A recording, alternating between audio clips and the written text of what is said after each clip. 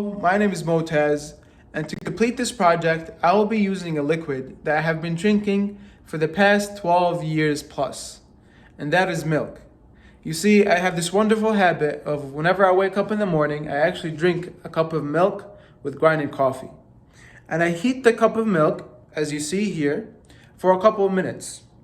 And that causes it to actually develop a skin-like layer on top of the liquid or on top of the milk that I actually end up removing most of the time.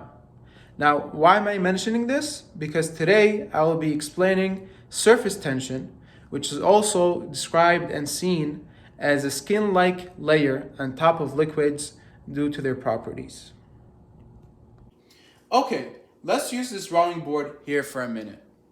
Surface tension is the tension caused by different molecules that are aiming at minimizing surface area because it is cost expensive to have a large surface area. So less surface area equals more energy saved. So this reaction of molecules actually causes a skin-like layer to form on the surface of a liquid that are very tightly bonded. That is called surface tension. And it can actually hold larger density items. Let's explain further. Water actually has a very high surface tension value. Imagine that the water here is just like the water in the diagram. The water molecules in the middle are actually interacting with all the water molecules around them. But the ones on the surface are affected by surface tension and actually have a force of pulling downward and centerward that are interacting in these directions with the rest of the water molecules. And this is seen when a droplet of water drops. It actually has a center force pulling it together and doesn't spread all over. So the droplet stays just like the picture that you see on the screen. Okay, let's use these two experiments to visualize what happens when surface tension is affected. Let's first start with this one on the left. Now what I have here in the cup, in the plate, is actually milk and peppers. And I have here dishwater soap. I'm simply going to take one of them out, if I can. And you're going to see, right when I drop it, what's going to happen to all the peppers. They all move to one side because of the droplets coming down in the milk and actually affecting the surface tension by interacting with the molecules. Now, if I put it here, there's not much of an effect because the dishwater soap is on this side and is actually already affecting the surface tension, and it broke it of the milk. Now this area is done. Next, we're going to be using the milk and the food coloring droplets. So I'm just going to go ahead and drop a couple droplets in the center of different colors. As you can see here, I'm going to shake it just a bit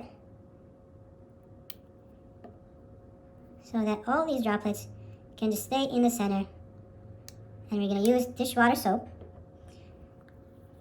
to see what happens as a visual. So this looks really nice now. I'm actually just going to take this out and wipe that on the side.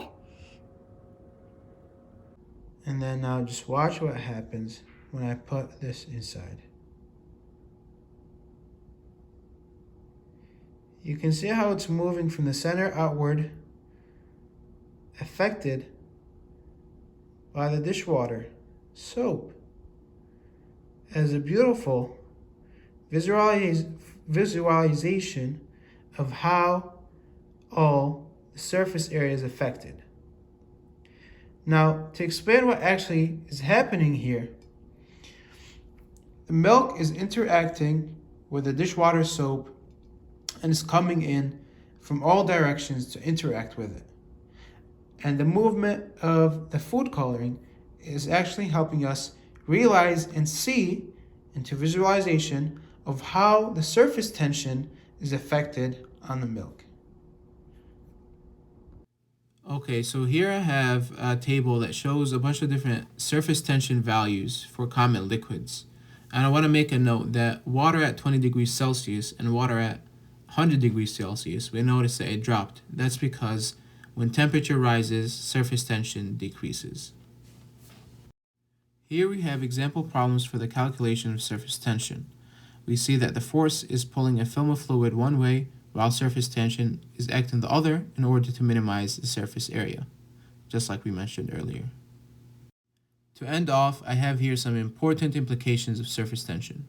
For example, it's important understanding liquid behaviors. They use it in hospitals with examinations and tests. It's used in extraction of oil. It's used in cleaning agents of products in the terms of production, and so much more. Our lives will be better by understanding these concepts as a whole and of all these phenomena. Thank you for listening, and I hope this was beneficial.